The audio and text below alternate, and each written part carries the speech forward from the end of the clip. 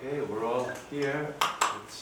Let's just do one Om. We'll sit quiet for 5 seconds and then I'll begin.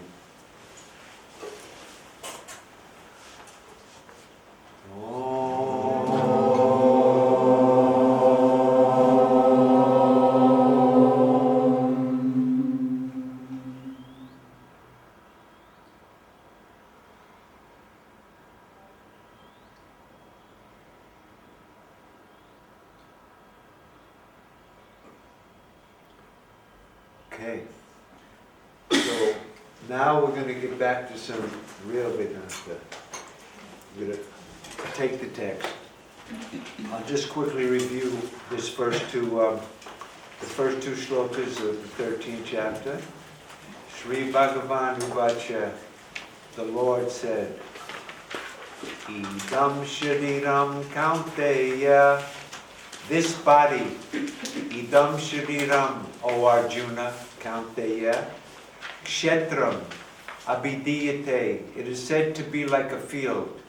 The word body here just doesn't mean the body, it means the body, the mind, the senses, the intellect, and the ego is all the Shariram.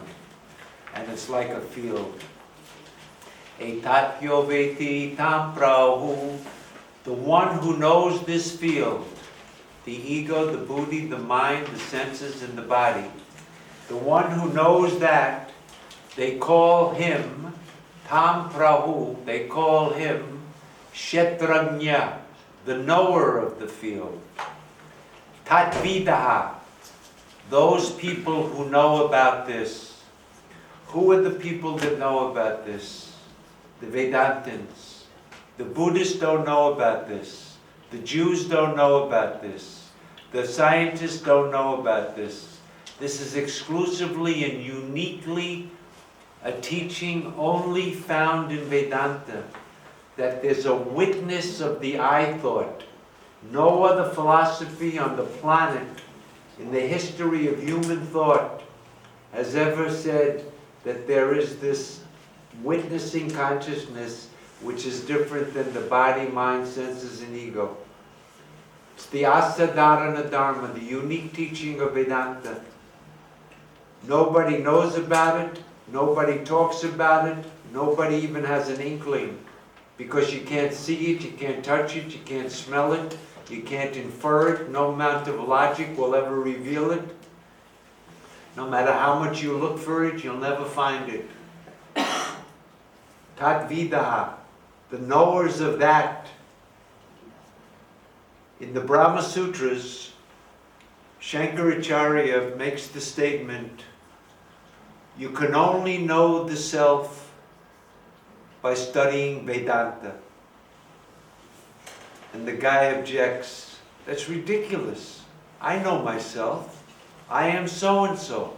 I don't need Vedanta to know myself. I know myself better than Vedanta. Vedanta doesn't know where I was born, what my feelings are. I know myself better than Vedanta. How can you say we can only know the self from Vedanta? I know myself. I am so-and-so. Aham idam. I am this. That's the objection. So Shankara replies, no. The self of Vedanta is not the I am so-and-so idea, but the witness of that idea. He says that witness is not known in any religious text, nor can it be known by any of the logicians. It is only known in Vedanta. It's the unique teaching of Vedanta. With no witness, there's no Vedanta. The Buddhists say there's no witness. They say that the thoughts know themselves. One thought comes and it knows itself. Then another thought comes and it knows itself. There's no witness of the thoughts. Vedanta says the thoughts can't know themselves. They don't know when they're there and they don't know when they're gone. There has to be another principle. If the thoughts are changing, the only way you can know they were changing is because there's an unchanging principle on the basis of which you say the thought is coming, the thought is going. If there was only the thought, it wouldn't know when it was gone, because it's gone. This witnessing consciousness is the unique teaching of Vedanta. No other philosophy, Sufi, Buddhist, Zoroastrian, science, rationalism, empiricism, common sense, nobody knows about this witness. But here it is in the Gita. Etatyo veti tam prahu, the one who knows the ego. He's called the Kshetrajna. That's another name for the witness. This is the unique teaching of all of the Upanishads, and here it's being repeated in the Bhagavad Gita. It's not a theological idea. The witness of all of your thoughts is a fact that you have to discover, not a belief that you have to live and die with. Is there a witness? Is that your true self? You have to examine and see, is it true or is it not your own experience? He who knows this ego, body, mind, and senses is called the knower of the field. For those who know it, that means for those who know Vedanta. Tat vidaha. So, if you look, Shankara's commentary is short here, so I'll just read this. What is noted by the pronoun this, idam, this, is specified as this body, shariram. O son of Kunti. Everybody know who son of Kunti is? Arjuna. Hey Arjuna, this body, O son of, is called the field. Why is it called the field, the Kshetra? Because it protects one from injury, or because it perishes, ksharati, it perishes every moment. It's called the field because it perishes or disintegrates, or as it gives rise to the fruits of works. It's only when you have a body, mind, and senses that you can do any type of karma. As long as you're identified with this body, mind, and senses, as long as you take yourself to be the Kshetra, then you can do karma. It's the field of works. It gives rise to the fruits of works, just as a field does. A field gives rise to the fruits of works. You plant a seed, and then a fruit comes out of the field. In the same way, this body gives rise to the fruits of activity. Iti means indeed. In the text means thus, indeed. Him who knows this field, the one who knows the field, who knows the body. What does the body mean? From the foot to the head. That means from the tip of the toe to this up here, this is the body. This is the shariram. From the tip of the toe to the top of the head, and it makes it an object of knowledge. That which objectifies the body, the subject which knows the body, is called the Kshetrajna. That which objectifies the body and makes it an object of knowledge, either spontaneously or acquired through teaching. They describe that as the knower of the field. The one who objectifies the body is called the Kshetrajna. Here, too, iti means thus. Who are they?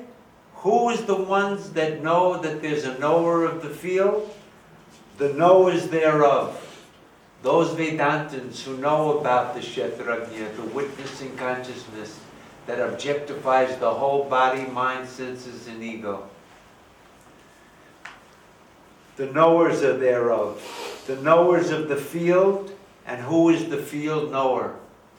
In our ignorance, we don't know who the field knower is. We've mixed up the field knower with the field, and they've become like one. They're kind of like if you take milk and you pour water into milk and you give it a stir, Where's the water? Where's the milk? There's just one thing there. Does everybody know about the Paramahamsa? You've heard about the Paramahamsa? You? A Paramahamsa, you've heard of Paramahamsa Yogananda? Paramahamsa means, it's an honorific. It means a great sage, a Paramahamsa. But the real word means para, supreme, hamsa means swan. Paramahamsa means the supreme swan. And in mythological times, they believed that there was this magical swan called a Paramahamsa, and he had a magical beak. And what did this beak have the capacity to do? If you were to take milk or cream and put the water in and mix it up, this Paramahamsa was able to swoop down, put his beak into the milk and water, and pull out the water and leave the milk.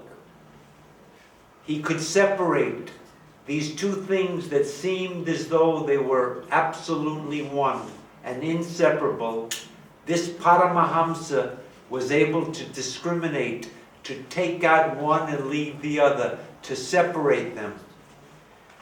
A sage is the same thing. The self and the not self is like milk and water. They become one. And only a Paramahamsa can separate the Kshetrajna from the Kshetra.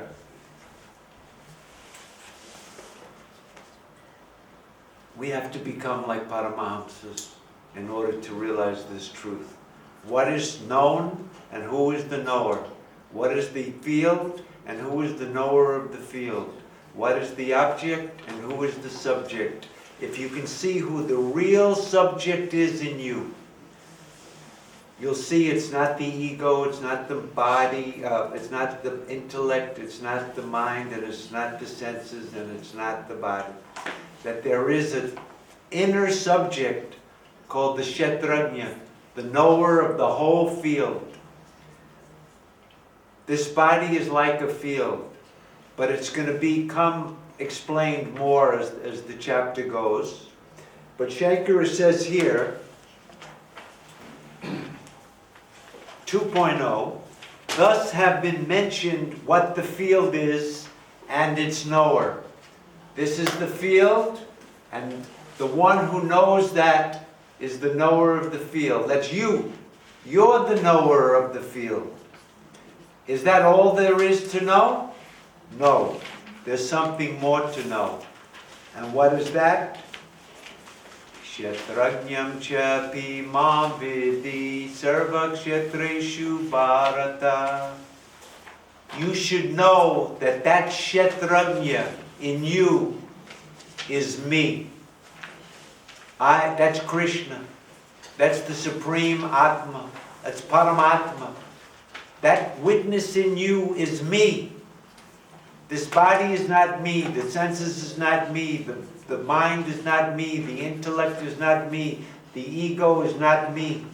But that witness of all of that in you, you should know that that is me.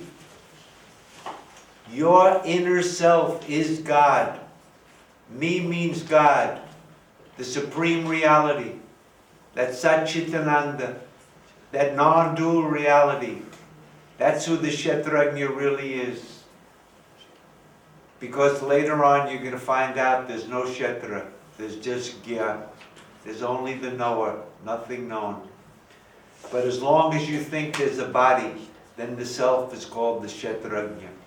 And that Kshetrajna is the Supreme Lord. You should know that. That's the unique teaching of Vedanta and of the whole of the Upanishads and the whole of the Gita, is that there is a witnessing consciousness in everybody, and that witnessing consciousness is identical with the Supreme Reality. Kshetrajna cha pi ma vidi. You should know that that Kshetrajna is me. In all the Kshetras, the Krishna in me is the Krishna in you. Krishna tells Arjuna later, Aham Atma Gudikesha Sarva Bhuteshu. I am the self in all beings. That's who I am. I'm not a guy who's colored blue and has a flute and lives in Vrindavan. I am the self in all beings. That's my true nature. Those fools who think I have a body, they don't know my real nature. There's a verse in the Gita like this. Those people who think I have a form, they don't know my supreme reality as the infinite self that exists in everybody. That same Krishna is in all of us as our own self. In theology, that's a blasphemy. How dare you think that you're God? But in Vedanta, it's an absolute truth that's taught everywhere. You are that, Tattvamasi. Here, know the witness to be me. That witness in you is me. In all the Kshetras, that means the same Atma, that Paramatma, is in everyone. So myself and yourself are the same. Your ego is different than mine. Your body is different than mine. But yourself is myself. They're one. They can't be different because the self is indivisible. That witness in you is the witness not only of your body, it's the witness of time and space. It's the witness of the waking and dream. It's not in time. It can't be divided. It's indivisible. It's imperishable. It's ever present. It's never hidden. It's always shining. You are that. That's your nature that you can't get rid of. You can't even think it away. You can think away the witnessed. You can think away the field, but you can never think away the field knower. When everything is gone, that consciousness which can't be negated or thought away, you are that. That is God. He's ever present, ever shining, never hidden. Kshetranya cha pi mam vidi sarva kshetreshu. And then Krishna says a very important thing here. He says, Kshetra kshetragnyor gyanam. The knowledge of what is the Kshetra and who is the Kshetrajna. Etat gyanam matam mama. That's what I consider to be the knowledge. There's no other knowledge that you need. Everybody in our ignorance has mixed up the Kshetra and the Kshetrajna. And I say, I am this. I am young. I am old. I am fair. I am a man. I am a woman. I am happy. I am... The I, who's the subject, is mixed like that milk and water. But we need to get the Jnanam, what really is the Kshetrajna and what really is the Kshetra. If you get that knowledge, that's what Krishna says, that's the knowledge. There's no other knowledge you have to get. That's the supreme knowledge. The whole Gita is only about getting that knowledge. Because when you know, I'm not the Kshetra, you don't die. This body is going to die. It was born, it gets sick, it gets old. But the Kshetrajna, the self in you, is unattached, unaffected, ever free, ever pure, ever awake. But if we've mixed it up with the Kshetra, then I am born. I'm getting old. I'm getting sick. I want to be happy. I want to be free. All in ignorance. Because my nature is eternally free, eternally blissful, eternally happy. That's the knowledge. Who's the witness and what's witnessed? Who's the subject and what's the object? We mix them up. And this mixing up is called, somebody tell me, what's that called? Pratibimba. Pratibimba? Is it? No. I mean, that means a reflection, but Avidya. Avyasa or Avidya. It's called ignorance. That's the only ignorance there is. It's a misconception. You are the subject. Check your experience. You've just not checked it. So naturally we take the subject as the object. But if you examine, you'll get the Gyana, knowledge, not the belief, not the hope, but you'll see the fact of the matter. Vedanta is not an imagination that you have to imagine that you're God. It's a discovery. It's a discovery of a fact about your own experience that you've overlooked. That's the knowledge. Etatyanam matam mama. There's no other knowledge in the Gita. That frees us from the bondage of samsara. It puts an end to birth and death. It confers on us infinite freedom that we already have. But because of ignorance, I thought I was a mortal. When the ignorance is gone, I am immortal. You know that Trayambakam? Urvarukam Bandhana, like a cucumber who separates from its branch. The Kshetranya gets separated from the Kshetra. And then Mokshiya, Mrityu or Mokshiya Amritat, means from death, bring me to immortality. When the self gets separated from the not-self, which has been identified with because of our ignorance, when that happens, that's called moksha. That's called immortality. If you'll notice, and I'm not going to do it, the longest commentary in the whole of the Gita is right here. It goes on for 6 pages. If we had another week, we could go through this. It's quite challenging. You can try to read it yourself, and then if you have questions, if you want to, you don't have to do this. You can go through this commentary. But we're going to go to the 3rd verse now. And the 3rd verse continues like this.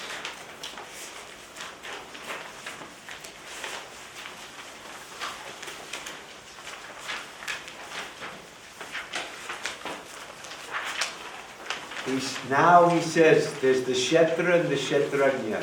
So in the 3rd verse he says, Tat Kshetram Yatche Yatrik Yatvikari Yatahayak. That Kshetra, what it is, that means Yatche, Yadrik, what it is like, Yatvikari, what are its modifications, and from where has it come? And what are its powers? Tat samasena me shrunu. You listen to that from me briefly. I'm going to tell you briefly what the Kshetra is.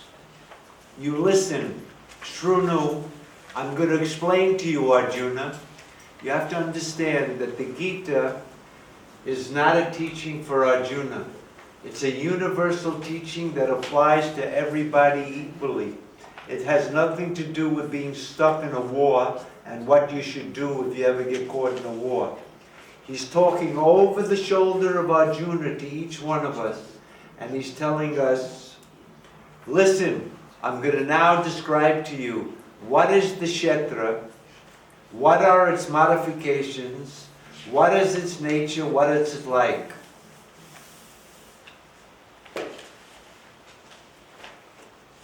And then he says, and I'm also going to tell you about what the nature of the Kshetranya is. That's the Pravavaha. And what are the powers of the Kshetranya? What is the Kshetra? What is it like? What is its modifications? And what are the powers of the Kshetranya? So Shankara says in his introduction to the next shloka, that's 4.0, he says, the truth of the field, Kshetra, and the field knower, Kshetranya, sought to be set forth. The Lord lauds, that means praises, in order to stimulate the listener's interest. Krishna wants to get our interest. about this subject matter. Who cares what the Kshetra is? Who cares who the Kshetranya is? Well, why should I pay attention to that? And so this next verse says, Rishibhir Bahuda Gitam Chandobhir Vividai Pratak Brahma Sutra Padaischa Hetumatbhir Nishchitaihi. Rishibhir Bahuda Gitam. This teaching has been sung by the rishis. Do you know who the rishis are? The rishis are the ancient sages that composed the Upanishads. What I'm going to tell you now, Arjuna, is not a new teaching that I'm making up. It's an ancient teaching. It's already been taught by the rishis. It's not a new teaching. This has been taught by the sages of old. Rishibhir Bahuda. Not by one rishi, but by many rishis. This teaching has been taught by sages from time immemorial. Chandobhir Vividahi Pratak. And it's been proclaimed in the hymns of the Vedas separately. This same teaching I'm going to teach you now has been sung by the rishis. It's been proclaimed in the scriptures. Brahma Sutra Padaihi. It has been taught in the Brahma Sutras, Padaihi, by the words of the Brahma Sutras. Hetumat, filled with reasoning. Filled with reasoning. Not with no reason at all behind it. Hetumadbir Nishchitaihi, that is very decisive. This reasoning is very decisive. It's in the Brahma Sutras. It's been sung in the Upanishads. The rishis have proclaimed this thing that I'm going to tell you now. Shankara says this verse is to get our interest. I hope you got your interest. So the next verse then says, what is the Kshetra? Mahabhutani ahamkaro buddhi avyaktameva cha indriyani jaishikam cha pancha cha indriya gocharaha. While I'm reciting these verses in Sanskrit, of course you don't know what I'm saying, so it gives you a chance to read the English. So you'll know what I'm coming up to. Mahabhutani. Maha means great. Bhutas is elements. All of the great elements, that's earth, water, fire, air, and space, are called the Mahabhutas. All of these Mahabhutas that make up the whole universe. You see, this is ancient physics. They didn't have atomic particles and stuff, so they divided it in things that they could see, earth and air. And so all of the elements, the basic elements, Mahabhutani, what are the Mahabhutas? They're Kshetra. They're Kshetra. Is this body, is it made up of the Mahabhutas? It's Kshetra. Mahabhutani ahamkaro. The I notion. This is the real kicker. Everybody thinks that the I see, I hear, I know, I feel, that this I is the real subject. It's called the ahamkara. It's changing constantly. I am tired. I'm awake. I'm walking. I'm sitting. This I that's constantly changing. How do you know that it's changing? Because it's Kshetra. It's not the subject, it's the object. Ahamkara. Krishna says the ego is the Kshetra, just like the elements. Nobody thinks that the elements outside of themselves, but these elements I identify with. And certainly the ahamkara, the I maker, the I doer.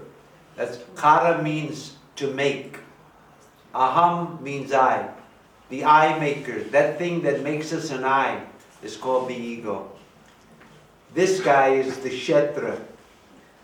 Mahabhutani aham karo. Buddhi. Not only is the ego the Kshetra, but the buddhi. The buddhi means the intellect. That thing by which I decide this is good, this is not good, I like this, I don't like this. That's called buddhi. This is like this. That's called buddhi. We all have a buddhi. Some buddhis are better than other buddhis, but we all have a buddhi. And that buddhi, we think it's conscious, that it's a subject. But really the buddhi is also kshetra. It's the object. Ahamkaro buddhi. Avyaktam. Now this is a little tough. The word avyaktam means unmanifest. So what does that mean? In the old days, they had two ideas. They said this whole universe is manifest. That's called vyakta. But sometimes the world becomes unmanifest, kind of like in a seed state. The whole world, because in those days, anybody hear of yugas? You know the yugas? There are 4 yugas. So in the beginning of creation, a yuga comes, and then they have what's called the Great Dissolution, the pralaya they call it, where the whole yuga comes to an end. That's called the avyakta. But it's there in seed form, and then it comes back the next yuga, and then down. This cycle, because in those ancient days, people saw everything in cycles. They were farmers. India was always an agrarian society. Night and day. Summer, spring, winter, fall. Summer, spring, winter, fall. Cycle, cyclical.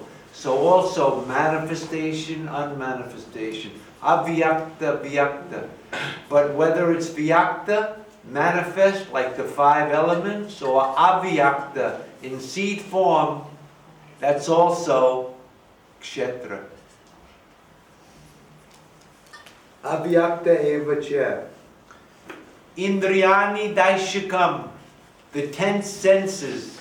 Indriyas is senses. Daishikam is 10.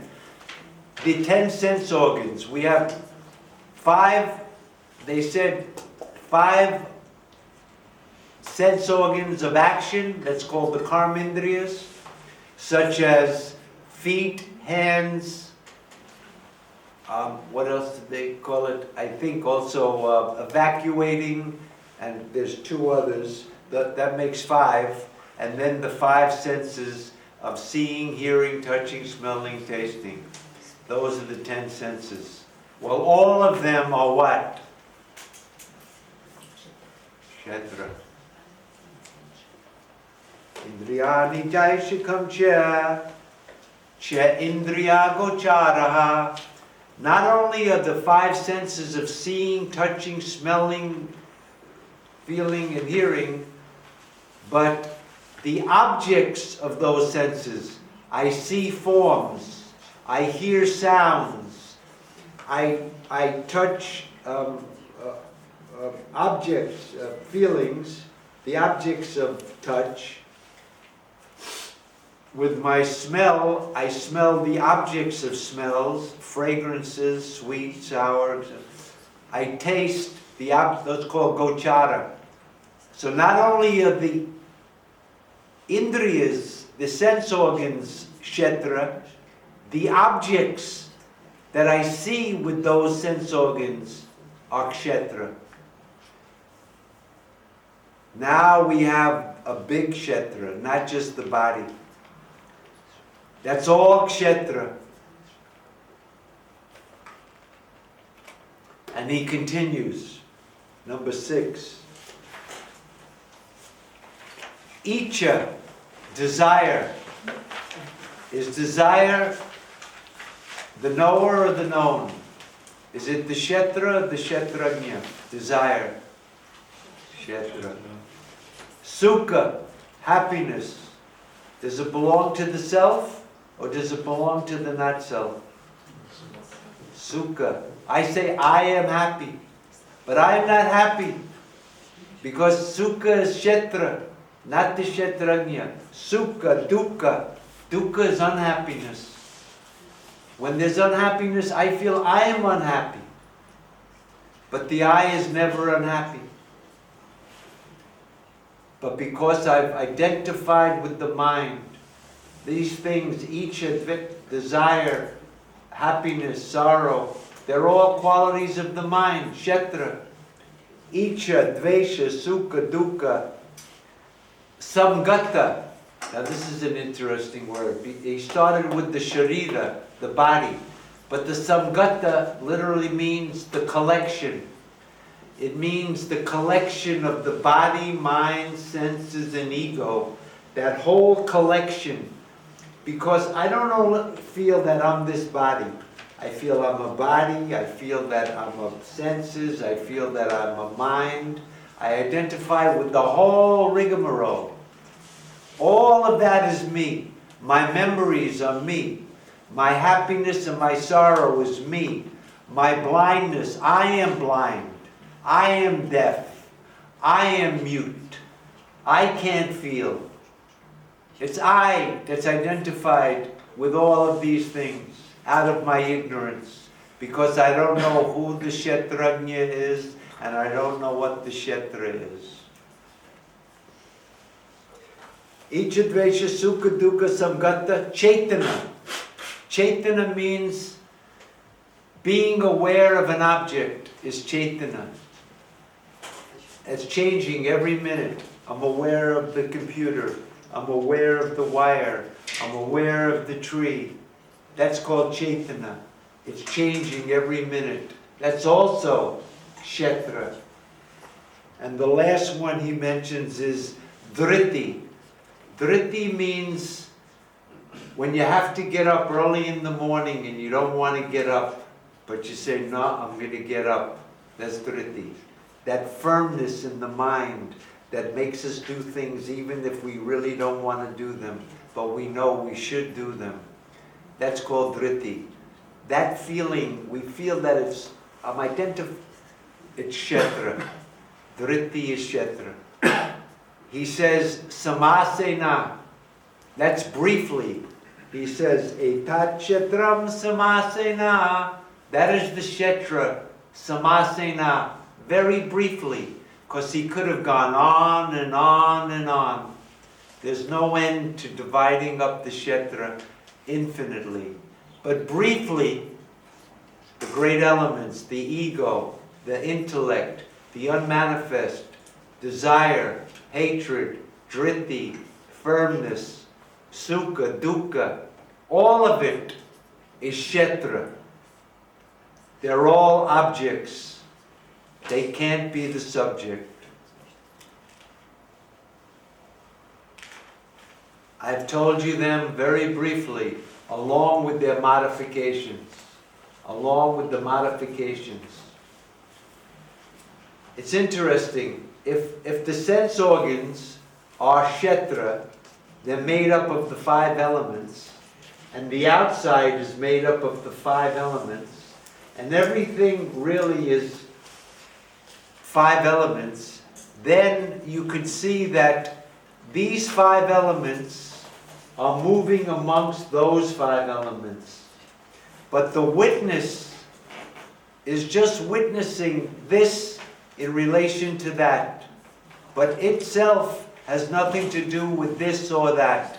In the Gita it says, Guna guneshu anavartante. The gunas in the form of this body, guna, guneshu, in the gunas outside, anuvartante, they are moving. The gunas are moving amongst the gunas. But the witness does nothing. There's another verse in the Gita that says, Indriyani indriyarteshu.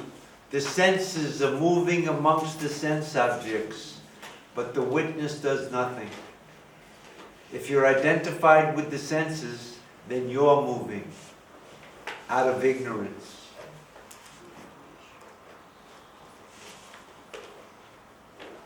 That ends 6. We already did 7 through 11. Let's just look at the introduction. 7.0, Shankara says, already has been set forth in 13:1 through 6, what is the field? Namely, the group of all transformations comprising the gross elements, etc., etc., and other attributes right up to dhriti. This word sustentation is ridiculous. Dhriti means firmness. 13:5 and 6. The field Noah's characteristics will now be set forth.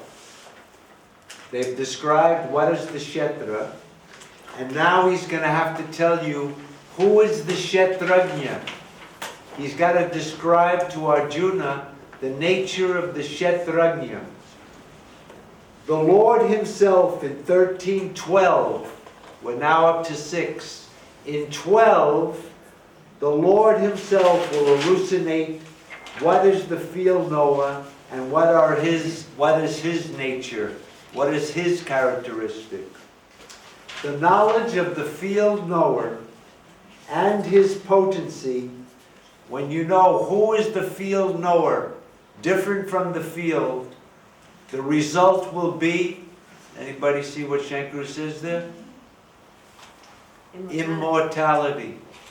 The second you know that I am that field knower, you will attain immortality. Amritam ashnute.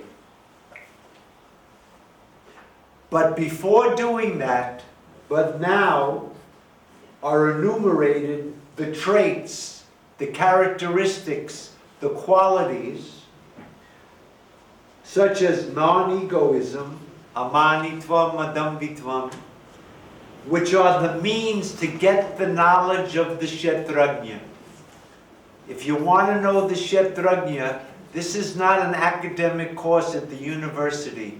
You're not going to get it by reading the book and studying this thing. You have to have the qualifications for this knowledge, that spiritual faculty of the mind, that inward turn of the mind. In order to get that, these are the preconditions. If it was just a question of being smart and you could memorize the whole Gita and repeat it, then anybody could do it. But this business, this is the real sadhana, the Jnana Sadhana. If you want to get the knowledge of the Kshetrajna, not intellectually, but that it sinks into your own experience. It becomes something of value to you. It's become something not just that you read about or heard about, but like the berry on the palm of your hand. Sakshat, direct and immediate. Sakshat Parabrahma, that Brahman which is direct and immediate. If you want that, these are the qualifications. These are called the Jnana Sadhanas. Humility, unostentatiousness, not showing off, not hurting anybody, putting up with the pairs of opposites, titiksha, endurance. Simplicity, sitting close by a teacher, serving him, questioning him. In Vedanta, when you go to a guru, you just don't serve the guru. The Gita says they should go to a guru, pratipattena, prostrate to the guru, pratiprashnena, question the guru. You have to question the guru. And if he doesn't answer your questions, you leave. Sevaya, and do his service. When he sees out of that attitude of humility, a desire to know because you're asking questions. If you have no questions, it's probably because you're not that interested. This should burn a hole in your head The whole thing doesn't make any sense at all. There should be 1,000 questions that come up. You have to ask the Guru those questions. That's the tradition of Vedanta.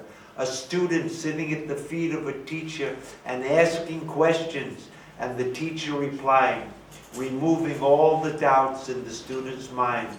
He has to remove the doubts about this teaching, because the teaching seems that it contradicts our experience. Duality is our experience. How do you say non-duality? You have to ask them that.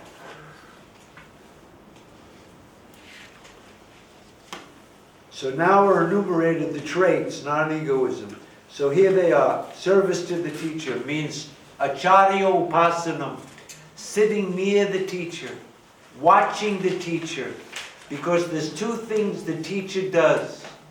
Not only does he teach you, and not only does he answer your questions, his very behavior, the way he acts in the world, the way he moves in the world, becomes an example for us.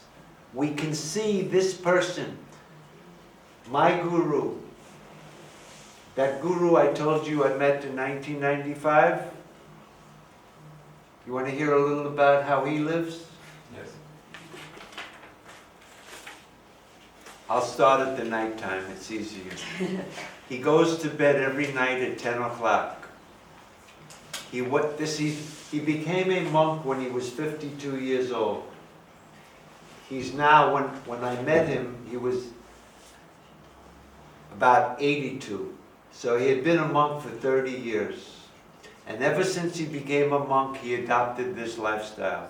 So this is what it is. I'm not going to get into all the details, but just a general idea of his everyday, what this guy's up to.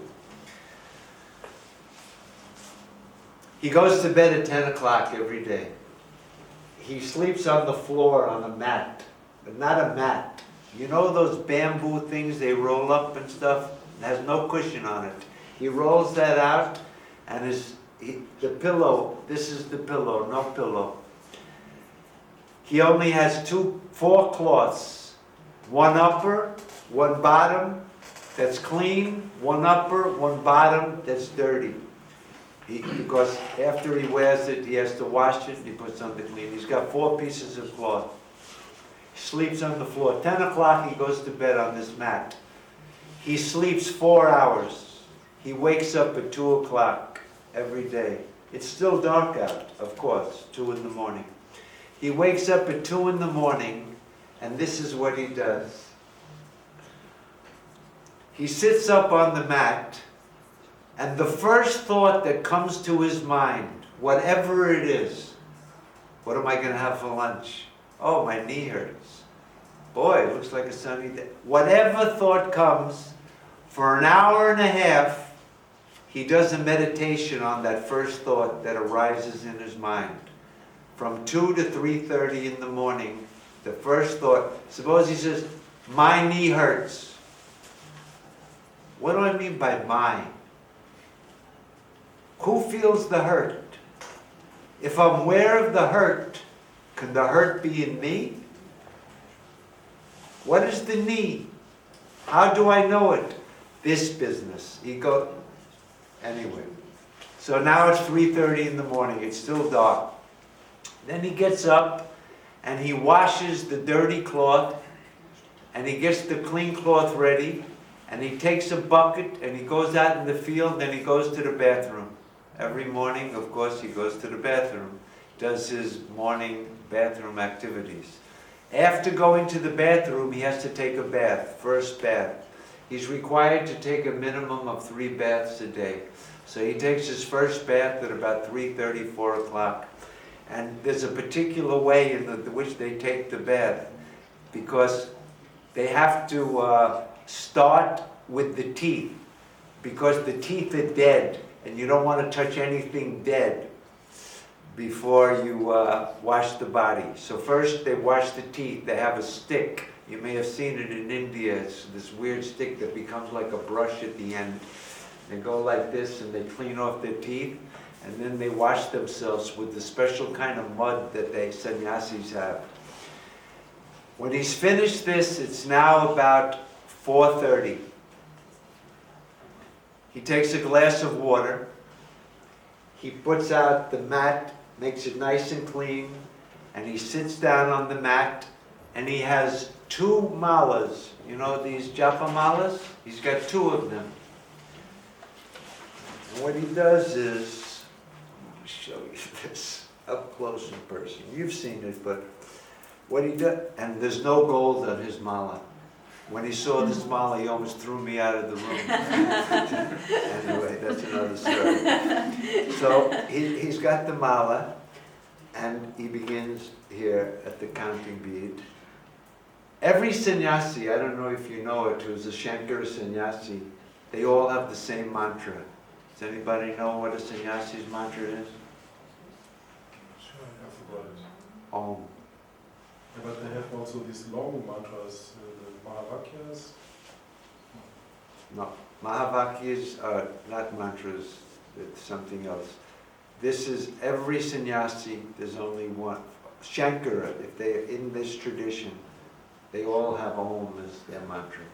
So he begins, Om, Om, Om, Om, Om, Om, Om, Om.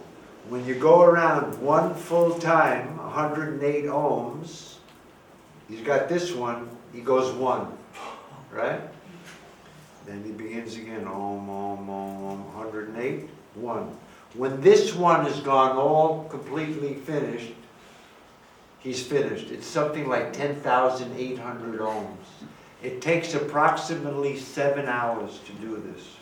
So he sits down at 5 o'clock in the morning, and he sits there till 11 o'clock. He's not finished with it, but that's it. 6 hours of japa.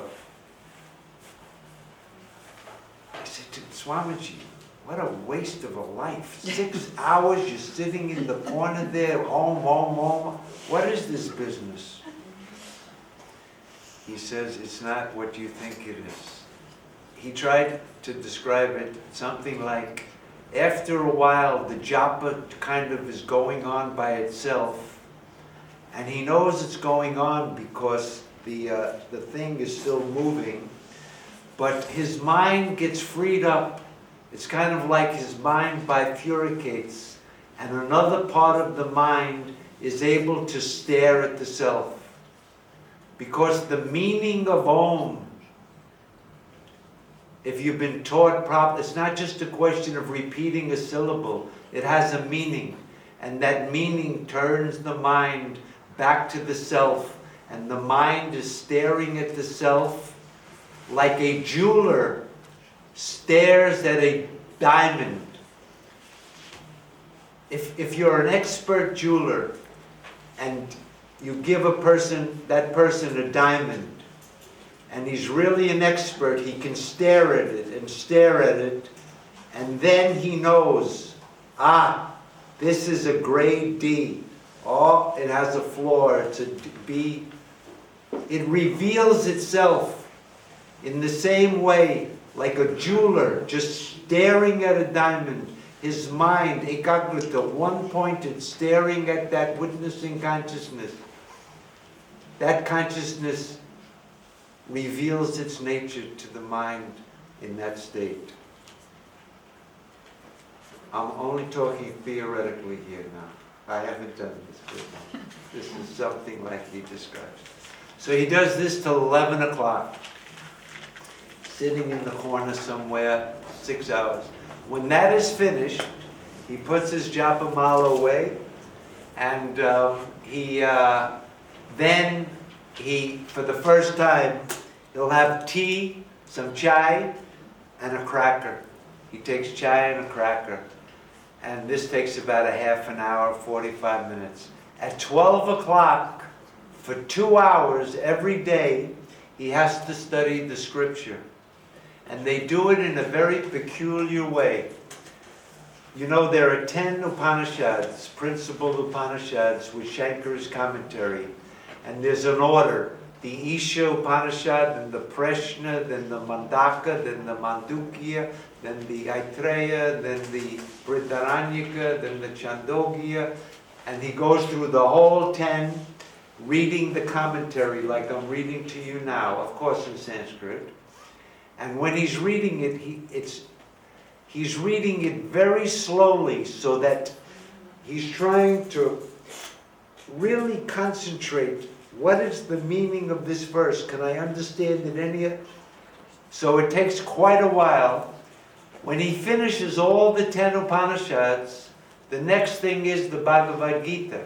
So he starts with the first chapter and then reading the commentary. He goes through all of the Gita, and then he has to go through all of the Brahma Sutras, 555 sutras, with Shankara's commentary on every sutra.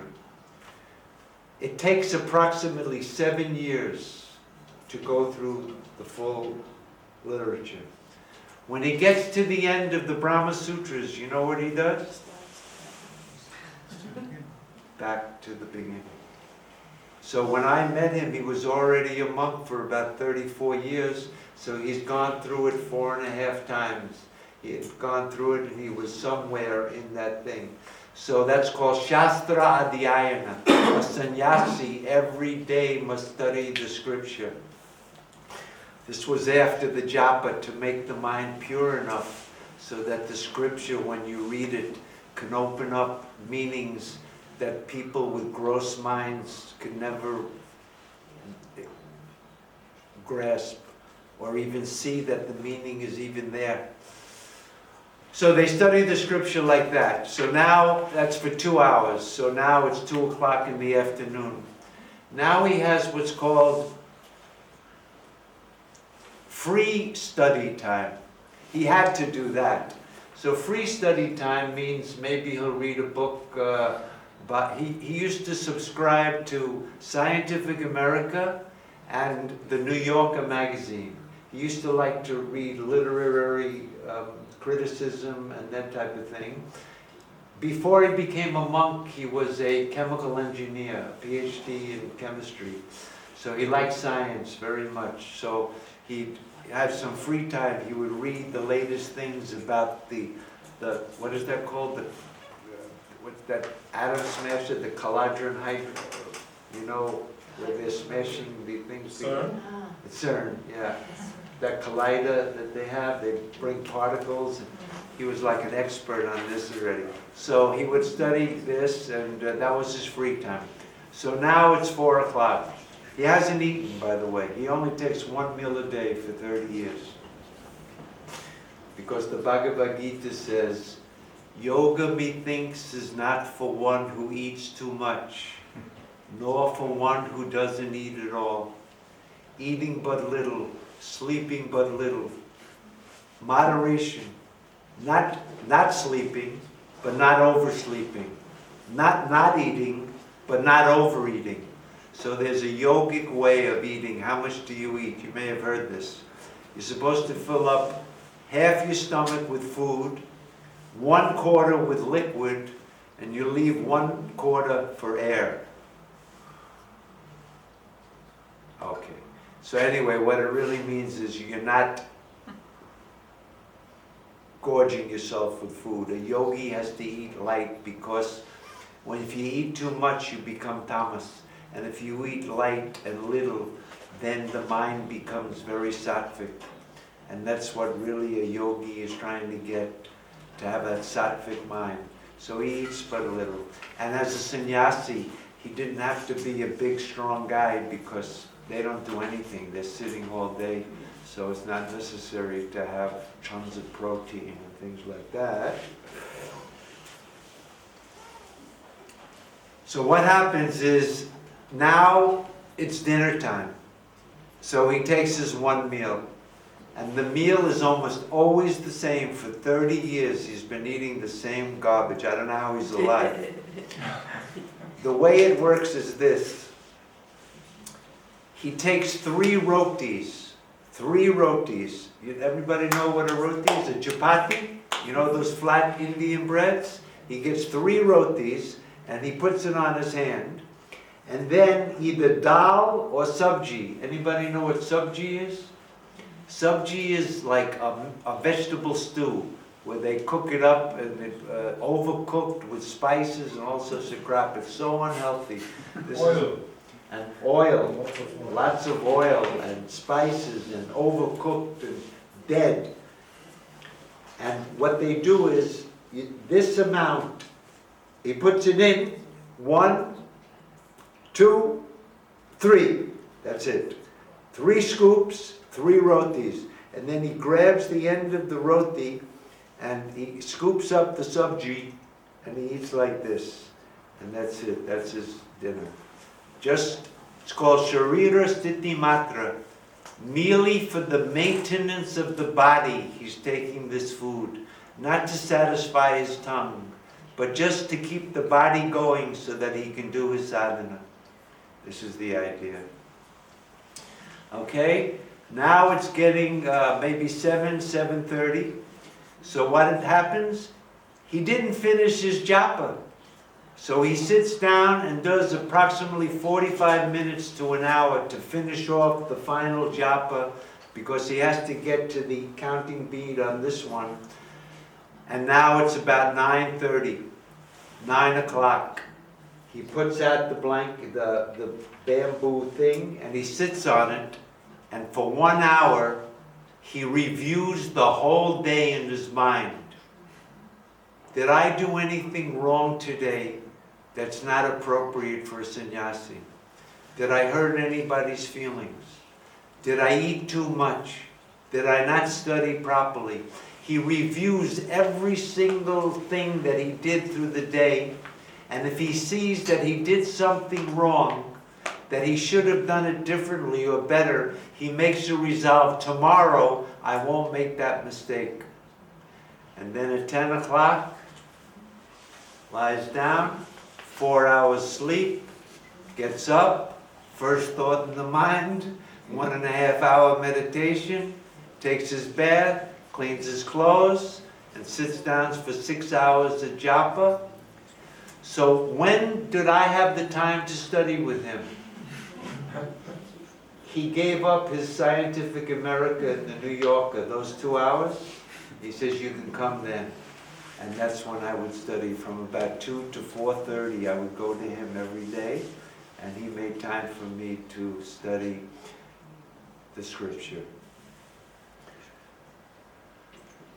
Who would want that type of life? Obviously not me, and most likely not any of us sitting in this room. But you can imagine how a mind like that maybe has that spiritual faculty going pretty strong. So when I went to him and I met him first and he said, a Gyani doesn't feel the pain, I said, Swamiji, are you a Gyani? Are you a wise man? And he looked at me, he said, the one who's sitting in front of you now, talking to you now, is absolutely, totally an ignorant man. I am an ignorant man. And if anybody ever tells you they're a wise man, leave immediately. He said, I want to put a sign in the front of the gate here. No Gyanis allowed. Only Agyanis. We don't want any wise men in here. That was his answer. It wasn't out of humility. It was the truth. The one who's talking to you is an ignorant man. The wise man can't talk to you because he's that. The wise man has no students. There's no teacher, student. There's no scripture. Even the Upanishad says, in that state, the Veda becomes no Veda. Even the scriptures are out the window. They've served their purpose, but now there's not even a Veda left. What to talk about a teacher or a student? So no, he was an ignorant man, and he's still an ignorant man. I said, Swamiji, how long will you be an ignorant man? Till this body goes. How long do you have to do sadhana? When's the sadhana over? As long as this ego is here, the sadhana will continue. The only difference is that at some point it becomes effortless. In the beginning, effort.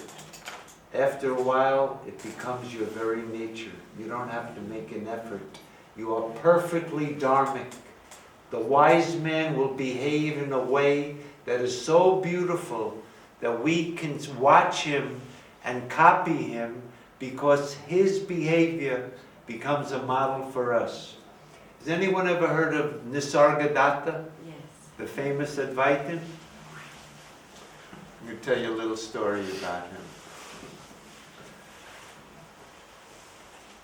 People tell me I shouldn't do this, but I don't care because I'm not paid for it and I'm not looking for any disciples, so I can do this thing.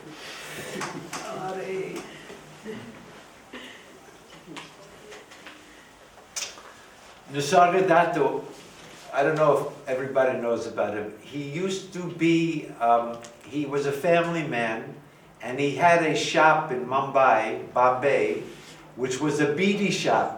He sold beedis. Everybody know what beedis are?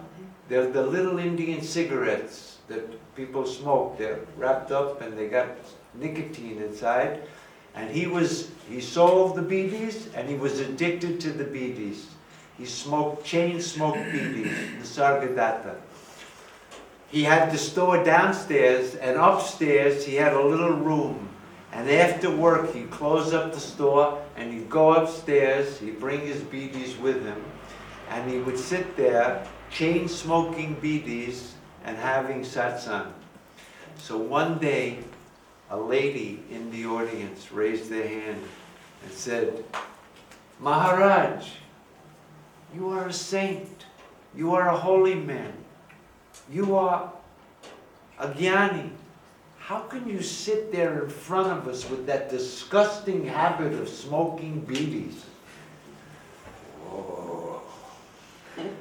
Nisargadatta looked at her and said, "Madam, you see me as someone who's smoking beedis, but I see myself as the ever pure self.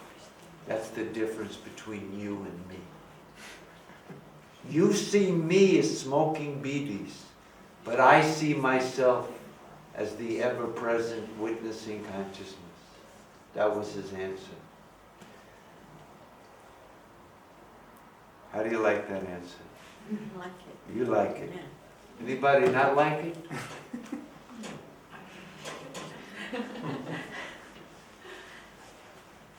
How about if he said, he got up and he put his hand in someone's pocket and took out their money, put it in his pocket. "Hey, what are you doing?"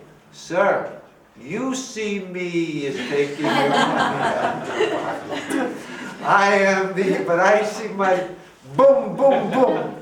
Shankaracharya says, if a wise man could perform adharma, if he can do anything adharmic, how is he different than a dog eater? When you realize the self, you will be the perfect example of what it is like to be dharmic, because you'll be free from jealousy. You don't want anything from anybody. In order to get that knowledge, you had to lead the most dharmic life. Now that you have it, will you revert back to adharma? Never in a million years. Gaudapada, in the Naishkarma Siddhi, there's a whole discussion about this. Can a wise man perform adharma? Because some people say the wise man is beyond dharma and adharma, beyond righteousness and unrighteousness. And Sureshwaracharya says, he had to become totally dharmic to get the jnana. Unless he's another fool, will he now revert back to adharma, having gained the supreme purifying knowledge? Sureshwar says it's impossible. Shankaracharya says, he gives this example. If a person is hungry, will he want to eat poisonous food? If If a person has had a sumptuous, delicious meal, unless he's an utter idiot, will he want to eat poison? It's impossible. The wise man must be dharmic, but not because of any rules, but because it's become his very nature.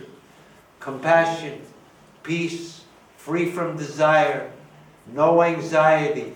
All of those qualities that we read about who this person is: compassionate, free from anger, content with anything, equanimity of mind, the same in praise and blame. When that lady was blaming him, look what he did. He wanted to be defensive. He wanted to excuse. He knows it's a bad habit. He knows he shouldn't be smoking bidis and talking Vedanta. He couldn't stop. He was addicted. So he rationalized his behavior by saying, oh, I'm that, so I can smoke, I can sleep with the female devotees, I can rob their money. That's what they see.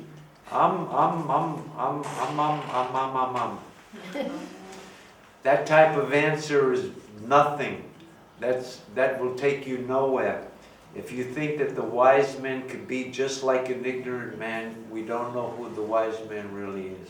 But sir, can I ask? Please. Because you're already saying that the wise man is ignorant anyway, so Jnananishta. So they are actually in ignorance anyway, because there's only one Gyani and that's the Brahman. That's correct. So, to some extent, the standard that here is unobtainable actually, because when he was smoking, he wasn't killing anyone or hurting anyone or sleeping with anyone or stealing from anyone. He could be mentally, he could be completely renounced inside, he could be completely even-minded and all the things we've been saying, but just because of this cosmetic thing that people are seeing, we're kind of damning him. That's just my feeling. So how do we, is there this idea of perfection? I mean, I've heard stories about other people who lose their temper once in a while, people we look up to. Is it actually unobtainable? That's the question. This ideal that the scriptures are. Does a person who wants to get this knowledge, does he have to give up his bad habits?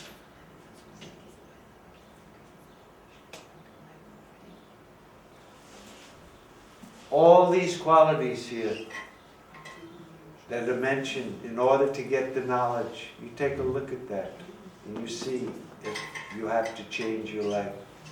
It's not for everybody. Control of the senses, control of the mind. You have to give up all the bad habits. You know it's bad for your body. The sannyasi has to keep his body healthy. How else is he going to do his sadhana? Can you imagine if I was up here smoking cigarettes now and talking to you about this? What a ridiculous thing. It was just the days, and those days it was acceptable. And now it wasn't acceptable to anybody. He was bullshitting. He was bullshitting himself and bullshitting that answer. You can say the same thing about, I'm going to take all the money from the people. I'm going to cheat them and steal because I'm beyond Dharma and Adharma. So I can rationalize my behavior. That's not Vedanta. That's Shpadanta. That's some nonsense. The real Vedanta is to get the knowledge, you must be totally, your life has to be pure and clean, with no stealing or jealousy or cheating, or all of the virtues have to be cultivated by effort. But after Gyana, all of those qualities will remain with no effort at all. They'll be your very nature. Compassion. You won't want to hurt anybody, including your own body. You'll give up the bad habits to get the knowledge. And after the knowledge, those habits will become effortless. That's the difference between a sadhaka and a siddha. The siddha has those qualities of humility, compassion, with no effort at all. But for people like us, we have to make a great effort to get those type of qualities. Because Vedanta is not like studying a book. You have to change your life. If you think you can just continue living just like you've been living and become a Vedantin, you haven't studied the Bhagavad Gita. You've studied somebody like Muji. Just go in the audience, he talks, and you become enlightened. Very good. But that's not the Bhagavad Gita. Here you see Shankaracharya is saying, these are the qualities necessary to get jnana. The Jnana Sadhanas. There are practices to get jnana. Because we've all heard this teaching, you are that. How many times? How many hundreds of times have you heard it? Has your suffering ended? Has your fear ended? Has your desires ended? Why? You're not qualified. You have to take it like that. When you're qualified, this teaching is just 3 words and you'll understand it and it's over. You'll understand it not with your mind, but you'll intuit it deep in your own experience. And that ignorance will go and never come back. It can't come back because you realize there never was any ignorance. It's not that you got rid of ignorance. You've realized there's no ignorance. I am that, ever free. I never had ignorance. I don't have it now. I never will. How did I get to Nisargadatta? So, anyway, it's because when it says you need all of these qualities, I was just thinking about Nisargadatta didn't have these qualities, and he was rationalizing his behavior to the lady.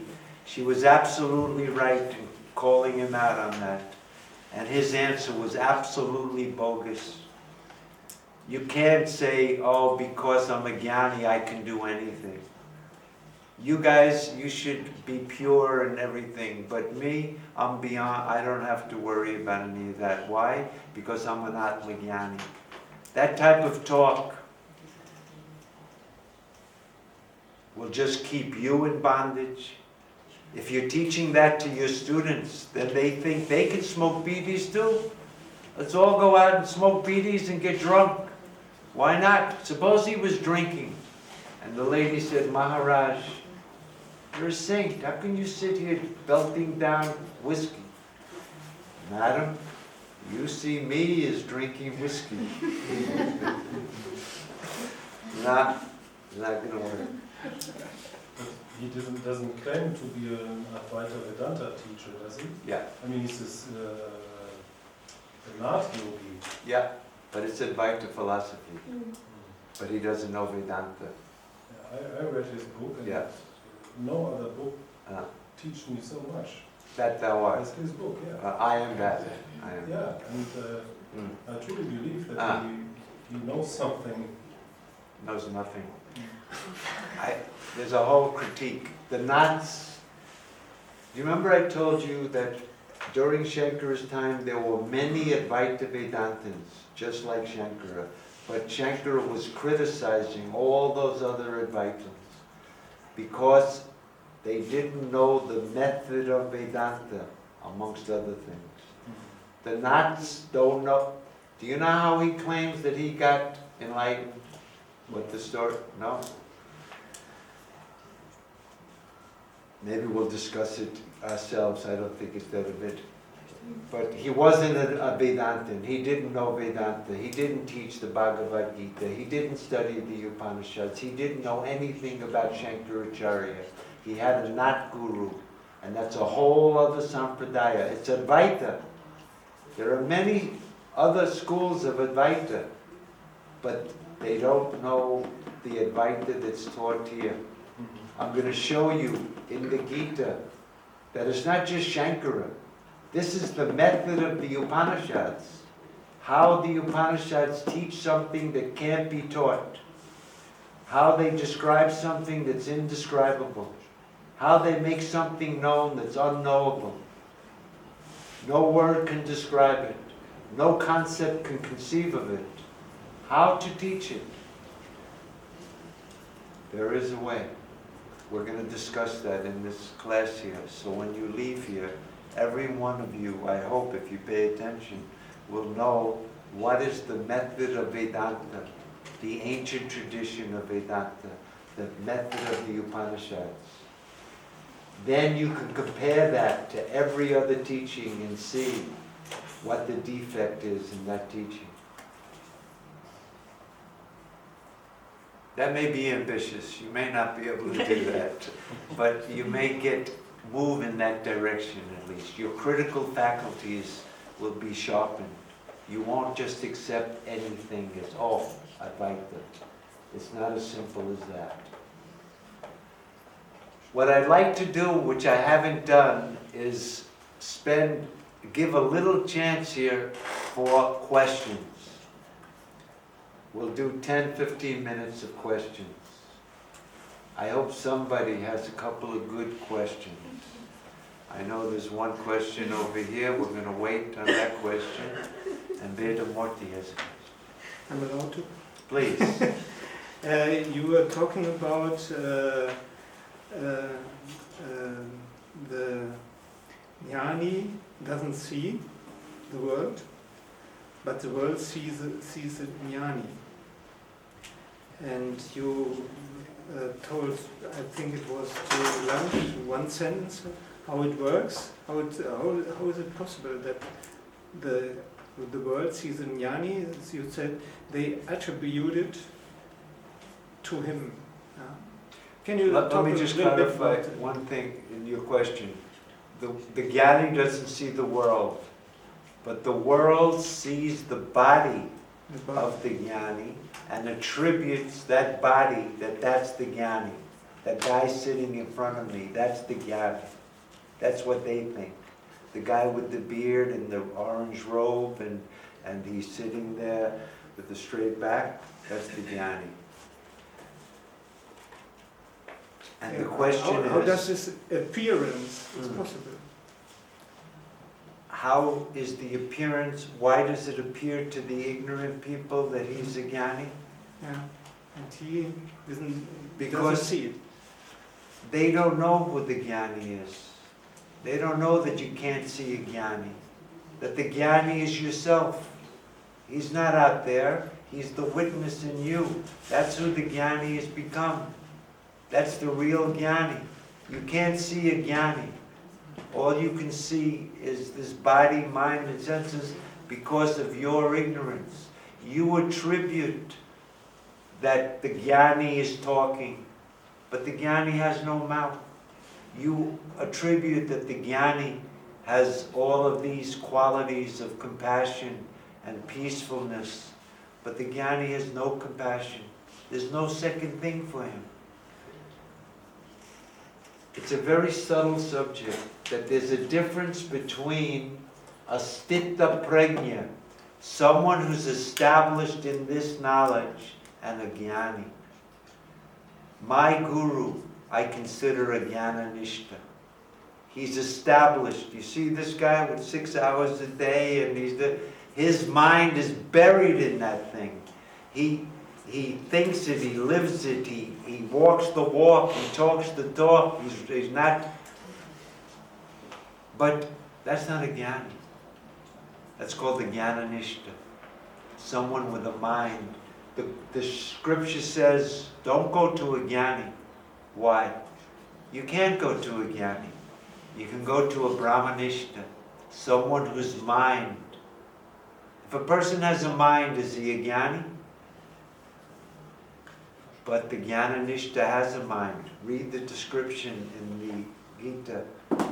When his mind is free from all desires, when he's withdrawn all of his limbs like a tortoise.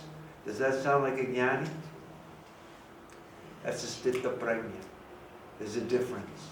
You can only go to a sthitta prajna, a Jnananishta.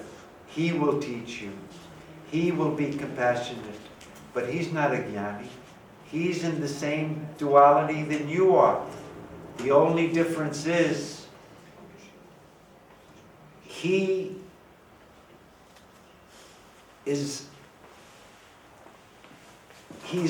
intuited directly that truth, and it's become part of his experience.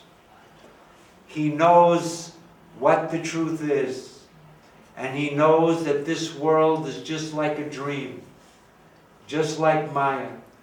He's not fooled by it. But that's not the Gyani. That's only the wise man.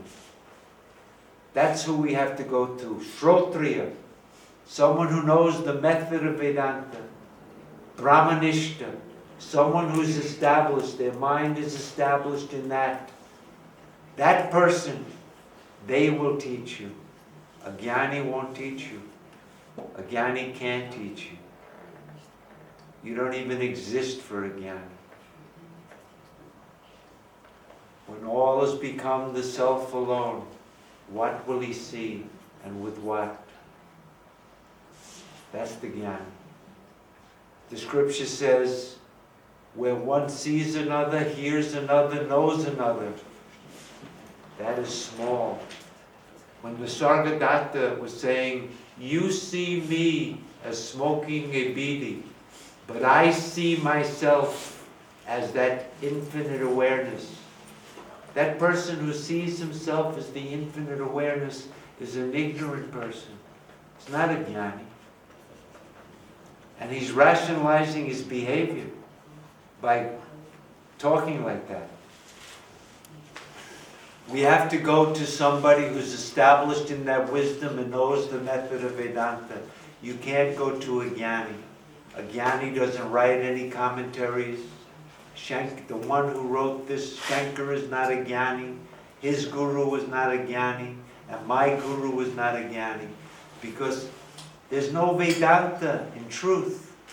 When Gaudapada says, there is no creation, that's the end of it, right there. He didn't even have to say anything else. But he goes, there's no creation. There's no destruction. You don't have to destroy anything. There's nobody bound. I thought I'm bound because of my ignorance. But he said there's nobody bound. He said there's nobody practicing sadhana. But Shankara said we had to practice the Jnana Sadhana. He said there's nobody who desires liberation. Yesterday I said the most important quality is a burning desire for liberation. And he said there's nobody liberated. This is the highest truth. If you don't know the highest truth, then there is ignorance. Then there is something to know. But when the ignorance is gone, there's only the self. Nobody to know it, no need to know it, because you've always been that. That's moksha. If anything is moksha, it's not a new state, it's your eternal nature. You don't become free, you are free. You don't have to do anything to get moksha, because that witness in you was never bound. It was never limited. It never had to get knowledge. It never had any ignorance. Ignorance and knowledge is in the mind. Misconceptions are in the mind. The witness of the thought, I am this, is not affected by that thought. The witness of the thought, I am not this, is not affected by that thought. That's yourself, ever free. When the ignorance is gone, you're that. You don't know you're that. You don't have to know you're that. Why would you have to? The self doesn't want to know itself. It can't know itself. Think about deep sleep. Do you know yourself? Can you know yourself? Are there any gurus in deep sleep that could teach you about the self? Why? Because there's only the self. That's moksha. No time, no space, no causality, no ego, no gurus, no students, no scriptures. That's called Advaita Vedanta. Is it possible to get? Absolutely not. Why? You are that. That very question is because, in the Bhagavad Gita, in the Bhasya, there's a question. The student asks the teacher, Shankara, he objects. He says, to whom does this ignorance belong? Shankara says, it belongs to you who asked the question. So the guy says, yeah, but doesn't the scripture say, I am Brahman? Shankara says, if you know that, then you know there never was any ignorance belonging to anyone. If you ask the question, you're already in ignorance. It belongs to you. But aren't I Brahman? If you know you're Brahman, then you know there never was any ignorance. It's in the Bhashya, you can read it. All of this teaching about ignorance and knowledge is in the realm of ignorance. All this talk about liberated people and bound people and enlightened sages is all in ignorance. There's no such thing in Advaita.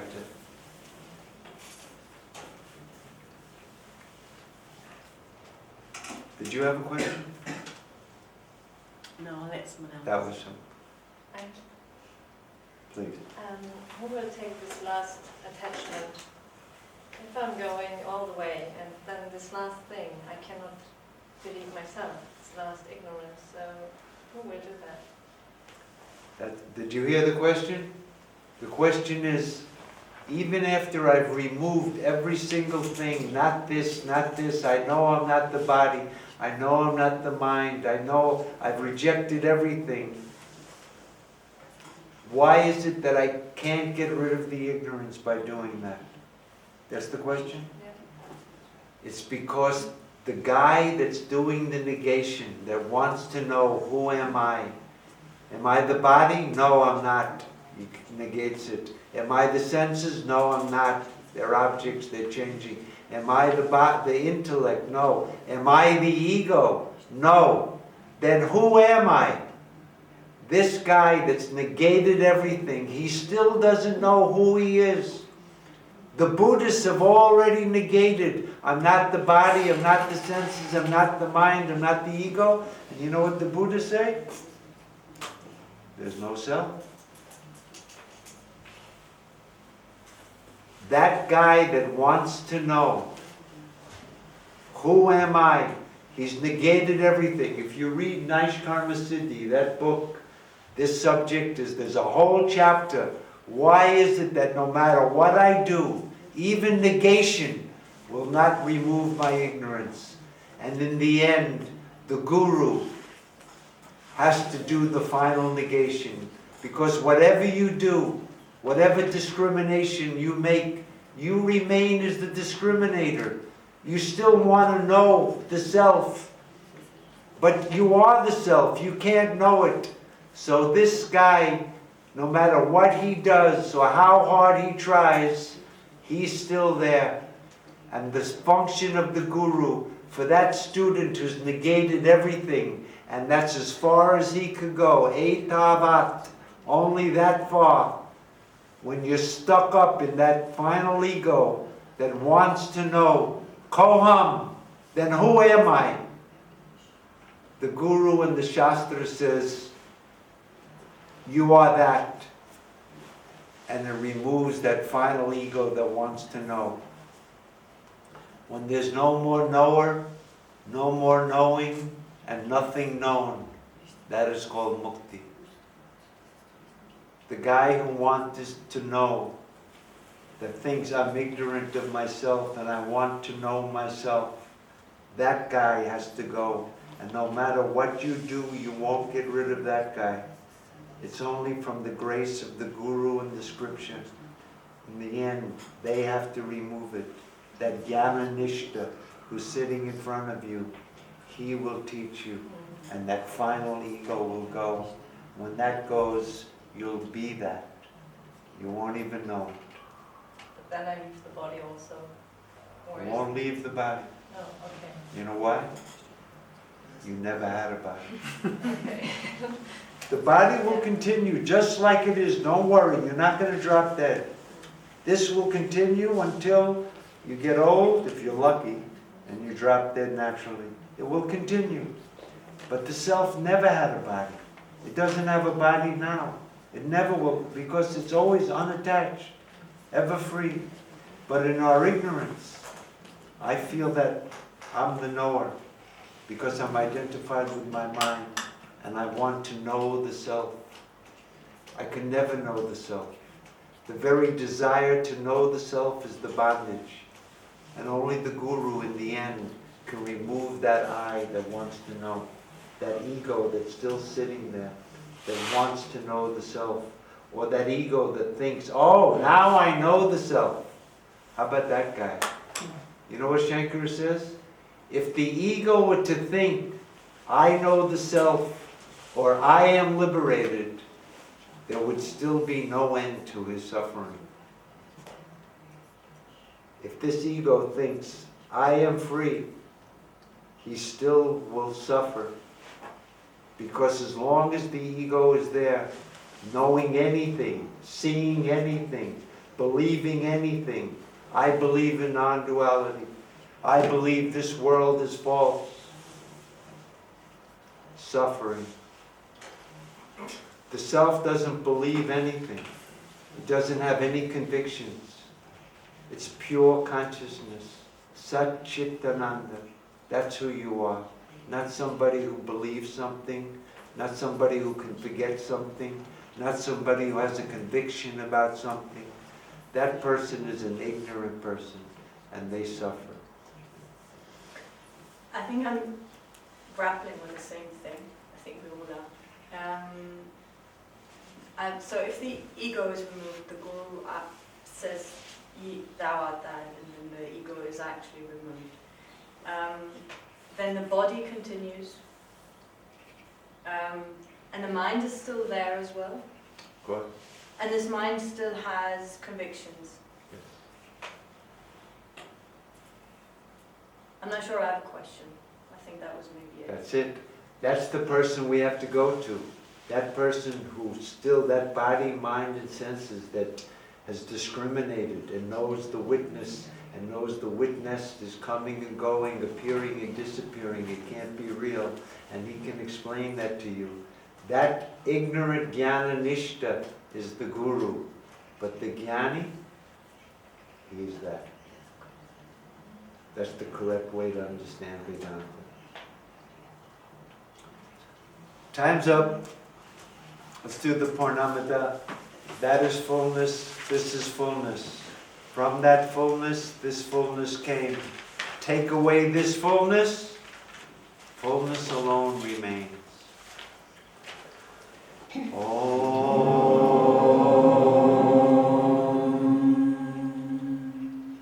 Purnamada Purnamidam Purnat Purnamudachyate Purnasya Purnamadaya Purnameva Vashishyate